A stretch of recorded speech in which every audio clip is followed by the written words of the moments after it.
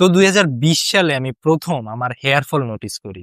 একদিন সেলুনে চুল কাটতে গেছি, আর সেলুনওয়ালা বলতেছে, ভাই আপনাকে তো টাকে ধরছে। একটা 20 বছরের ছেলের জন্য এই কথাটা কতটা ভয়ঙ্কর আর কতটা ডিপ্রেসিং, এটা শুধু সেই বুঝে যে নিজে হেয়ার ফল ফেস করছে। কারণ তখন মনে হয় এই বয়সেই যদি চুল পড়ে যায় তাহলে ভবিষ্যতে কি হবে। এর পর আমি খেয়াল করতে শুরু করলাম, গোসল করতে গেলে হাতে চুল আসতেছে, মাথায় হাত দিলেই 2-3টা চুল, বালিশে চুল, চিরুনিতে চুল, সব জায়গায় চুল। মানে বুঝলাম যে এটা নর্মাল শেডিং না।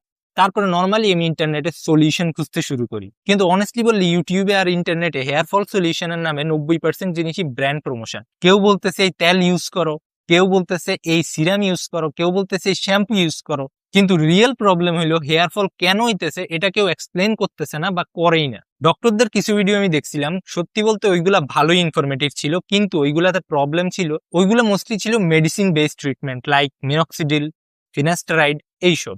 কিন্তু আমি 20 বছর বয়সেই মেডিসিনের উপরে ডিপেন্ডেন্ট হইতে চাইনি, কারণ ওইগুলো লং টাইম ধরে মেনটেন করতে হয়। তাই তখন আমার সামনে শুধু 2টা অপশন খোলা ছিল, লাইক তোমাদের কাছে এখন যেমন এই 2টা অপশন খোলা আছে। এক, ইন্টারনেটের র্যান্ডম অ্যাডভাইস ফলো করা। 2, নিজে রিসার্চ করা যে হেয়ার ফল কেন হয় আর কি করলে সেটা ন্যাচারালি কন্ট্রোল করা যায়। তাই আমি দ্বিতীয়টা চুজ করি। Like any other smart people, আমি রিসার্চ করা শুরু করলাম হেয়ার সাইকেল কি, স্ক্যাল্প হেলথ কেন ইম্পর্টেন্ট, নিউট্রিশনের ইম্প্যাক্ট কি। আর এই রিসার্চের পরে আস্তে আস্তে বুঝতে পারলাম কিছু স্পেসিফিক জিনিস ঠিক করলে হেয়ার ফল অনেকটাই কন্ট্রোল করা যায়। আর আজকের ভিডিওতে আমি এক্স্যাক্টলি সেটাই বলবো। হেয়ার ফল স্টপ করতে আমি এক্স্যাক্টলি কি করছি স্টেপ বাই স্টেপ। দেখো ভাই, এই ভিডিওতে আমি যা যা বলবো সব ইম্পর্টেন্ট। যদি তুমি হাফ ভিডিও দেখে দৌড় দাও, মানে হাফ ইনফরমেশন নিয়েই চলে যাও, তাইলে এই ভিডিওটা পুরোপুরি ইগনোর করে দাও। কারণ তোমার ব্রেইন ফোকাস কম হইলে হাফ ইনফরমেশন নিয়ে তুমি হেয়ার ফল ফাইট করতে পারবা না। রেডি? চলো শুরু করি। প্রথমেই আমি কোনো সলিউশন ইউজ করিনি। প্রথমেই আমি জানতে চাইছি যে আমার হেয়ার ফল কেন হচ্ছে। অনেক ডক্টরের ভিডিও দেখার পরে বুঝলাম আমার কিছু মিস্টেকের কারণেই আমার হেয়ার ফল হইতেছে। আর যতদিন নিজের মিস্টেক ফিক্স না করব, ততদিন কোনো সিরাম, কোনো অয়েল, কোনো শ্যাম্পু কিচ্ছু কাজ করবে না। ফার্স্ট মিস্টেক, আমার ঘুম কমপ্লিটলি মেসড আপ ছিল। আমি রাত 2টা-3টা পর্যন্ত পাবজি খেলতাম, কোনো দিন তারও বেশি। আর ভোরেই বাইক নিয়ে বের হয়ে যেতাম। ঘুম হইতো মাত্র 5 থেকে 6 ঘন্টা। একটা ফটো অ্যাড করে দিতেছি, এই ফটোটা দেখলেই বুঝবা যে আমি কতটা স্লিপি থাকতাম। সো আমার ফার্স্ট কাজ ছিল নিজের ঘুম ঠিক করা। Second mistake, poor diet. এটা দেখবো অলমোস্ট তোমাদের সবার আছে। আমি প্রচুর জাঙ্ক ফুড খাইতাম, chips, cold drinks, burgers, almost everyday. Even রিলেটিভরা চকলেট আনলে সকালে এক টুকরা চকলেট খেয়ে যে বাইরে হইতাম, আবার এসে রাত্রে কিছু না খেয়েই ঘুম। সো বুঝতে পারতেছো, নিউট্রিশন কমপ্লিটলি জিরো। তাই আমি এটা কমপ্লিটলি স্টপ করি। তাই এখন ম্যাক্সিমাম মান্থলি একবার জাঙ্ক ফুড খাই, তার বেশি না। থার্ড মিস্টেক অনেক brutal, heat styling. Hair dryer, hair straightener আমি অলমোস্ট এভরি ডে ইউজ করতাম।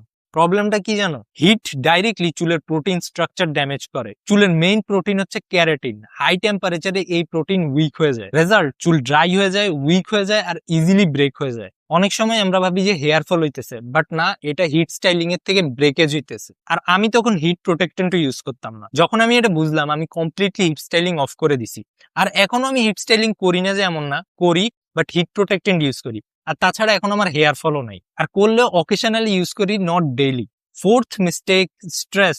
এটা অলমোস্ট সবারই থাকে। রিয়েল লাইফ স্ট্রেস না, গেমে হারলাম স্ট্রেস, পাবজি মোবাইলে র্যাঙ্ক কমছে স্ট্রেস, ছোট ছোট জিনিস নিয়ে সারাদিন আজাইরা টেনশন। প্রবলেম হলো chronic stress directly hair cycle disturb করে। স্ট্রেস হরমোন মানে কর্টিজল বাড়লে চুল গ্রোথ ফেজ থেকে শেডিং ফেজে চলে যায়। Result, hair fall increase.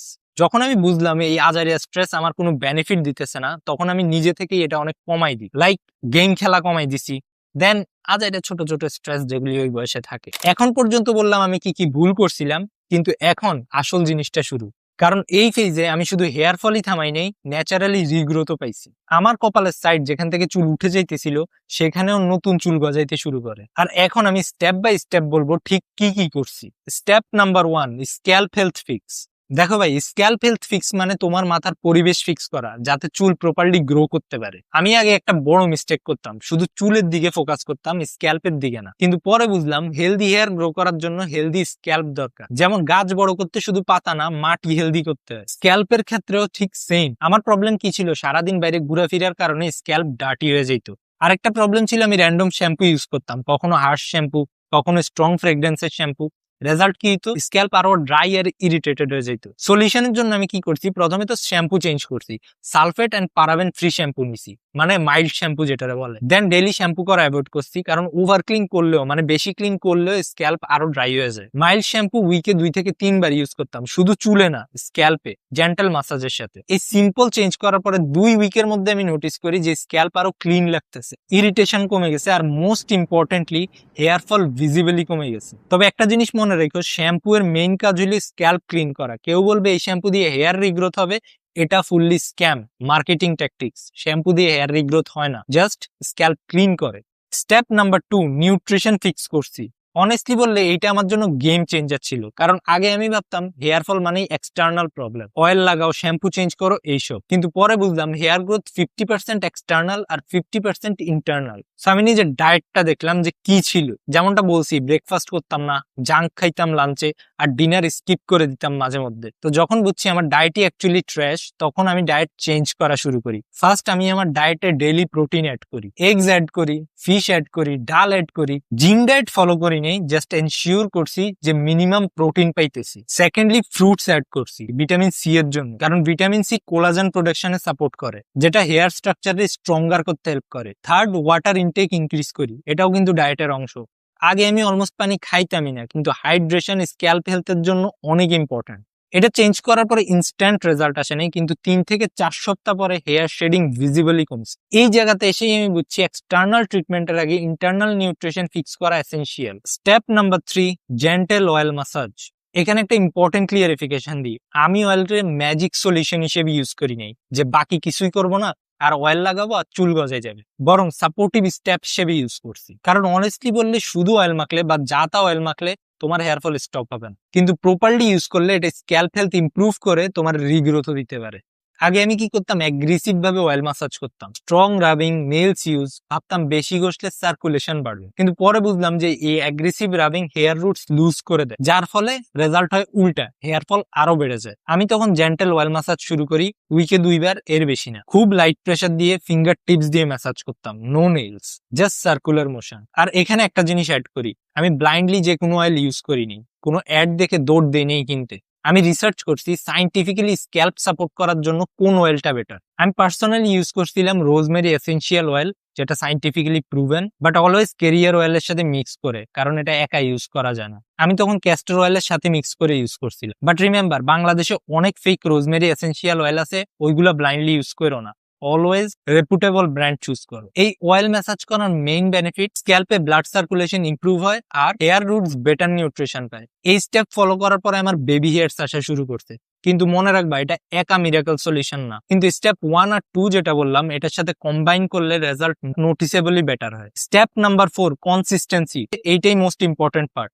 Step 1, 2, 3 এগুলা সবাই জানে, কিন্তু প্রবলেম হলো ম্যাক্সিমাম মানুষই কনসিস্টেন্ট থাকে না। আমিও আগে এই মিস্টেকটা করতাম, 2-3 দিন কিছু একটা ফলো করতাম আর রেজাল্ট না পাইলে স্টপ করে দিতাম। অনেক ভিডিও স্টাডি করার পরে বুঝছি যে হেয়ার গ্রোথ ফাস্ট প্রসেস না, এটা স্লো বায়োলজিক্যাল প্রসেস। হেয়ারের একটা সাইকেল থাকে, মানে আজকে ফলো করলে কালকেই রেজাল্ট চলে আসবে না। আমি তখন ডিসাইড করছি মিনিমাম 2 থেকে 3 মাস তো ফলো করবই, no skipping, no random change.